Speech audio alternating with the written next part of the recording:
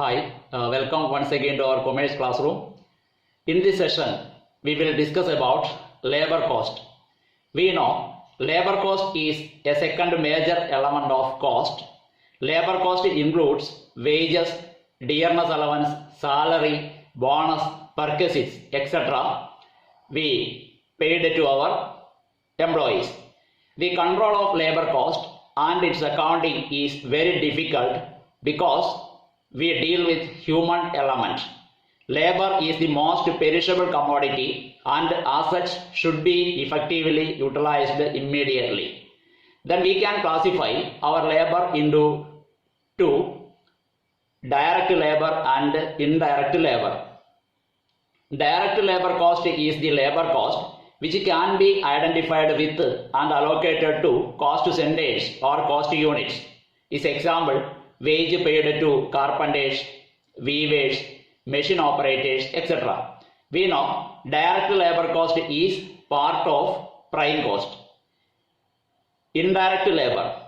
Indirect labor cost is the labor cost which cannot be allocated but which can be apportioned or absorbed by cost centers or cost units.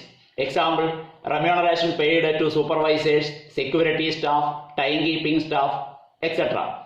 We know indirect labor cost is part of overhead. Then we discuss about recording of time. Recording of time of each worker is the function of timekeeping department. Recording of time of workers can be done two ways: timekeeping and time booking. Recording of time of workers can be done two ways. First one, timekeeping. Second, time booking. Firstly, we discuss about timekeeping. Timekeeping is concerned with recording of time of workers for the purpose of attendance and wage calculation. It provides a record of total time spent by a worker in the factory. This timekeeping will serve the following purposes.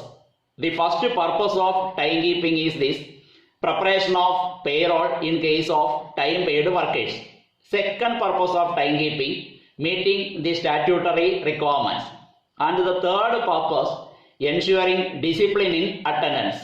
The fourth purpose of timekeeping is this: recording of each workers in and out of factory, making distinction between normal time, overtime, late attendance and early leaving.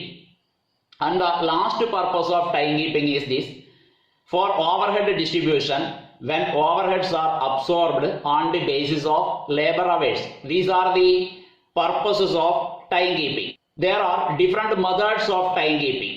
Mainly we use two methods of timekeeping. They are manual methods and mechanical methods.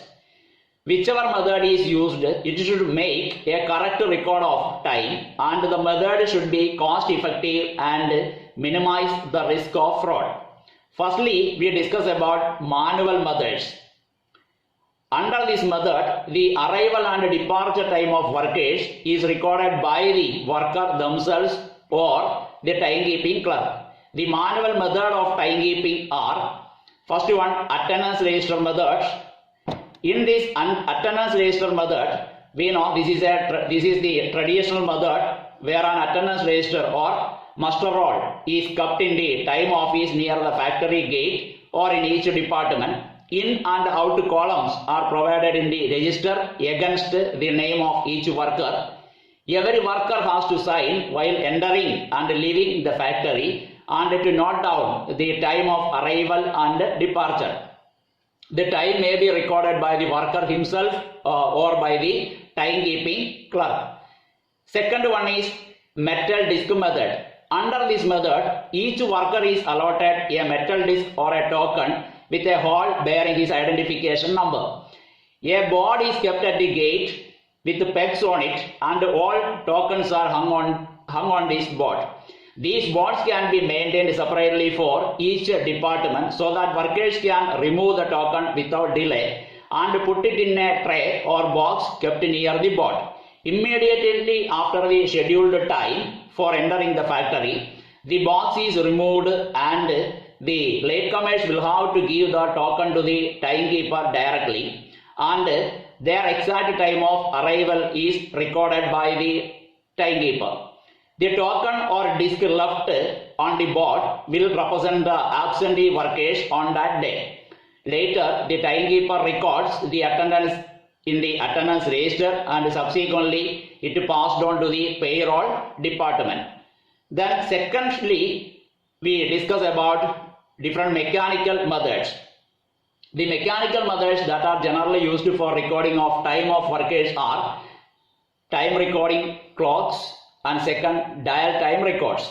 In case of time recording clocks, we know each worker is given a time card which is kept in the tray near the factory gate, and as the worker enters the gate, he picks up his card from the tray, puts it in the time recording clock which prints the exact time of arrival in the proper space against the particular day. This procedure is repeated for recording time of departure for lunch, return from lunch, and time of leaving the factory in the evening. Late arrivals and overtime are recorded in red to attract the attention of the management. Then dial time records. Under this method, a dial time recorder machine is used. It has a dial with a number of holes, usually about 150. And each hole bears a number corresponding to the identification number of the worker concerned. There is one radial arm at the center of the dial. As the worker enters the factory gate, he is to press the radial arm after placing it at the hole of his number, and his time will automatically be recorded on the roll of the paper inside the dial time recorder against the number. The sheet on which time is recorded provides a running account of workers' time, and it can calculate the number of hours and prepare the wage sheets. Then we discuss about time booking. Time booking is the recording of time spent by the worker on different jobs or work orders carried out by him during the period of attendance in the factory. The objects of time booking are to ensure that attendance time has been properly utilized, to ascertain actual time taken to do various jobs, to ascertain direct labor cost of different jobs or processes, to ascertain the ideal time by comparing attendance time with time booking. It provides a basis for apportionment of overhead expenses over various jobs, and then lastly, it measures the efficiency of workers. These are the objects of time booking. Then documents used for time booking. Mainly dial time sheets, weekly time sheets, job ticket or job cards. These are the documents used for time booking. Daily time sheets are given to each worker where he records the time spent by him on each job or work order. Then weekly time sheets record the same particulars for a week, and hence one card is required for a week. And in case of job cards are used to keep a close watch on the time spent by a worker on each job so that the labor cost of job may be conveniently ascertained.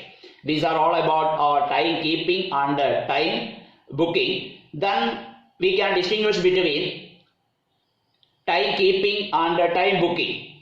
The differences between time keeping and time booking.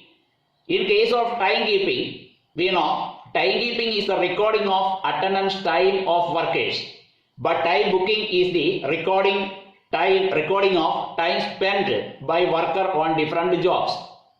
Second difference between time keeping and time booking is this: time keeping records the total time spent by worker in the factory, but time booking records how the time is utilized on various jobs. The third difference between time keeping and time booking is this: time keeping is done at the entrance of factory or at the entrance of production department, but this time booking is done at the production department. The fourth difference is this: the main purpose of time keeping is the preparation of payrolls. The main purpose of time booking is the ascertainment of labor cost. And the last difference between this time keeping and time booking is this: time keeping is necessary for complying with the statutory requirements, time booking is needed for exercising control over labor cost. These are the differences between this time keeping and time booking. I think this session is useful to all of you. We will meet again. We will continue our labor cost session.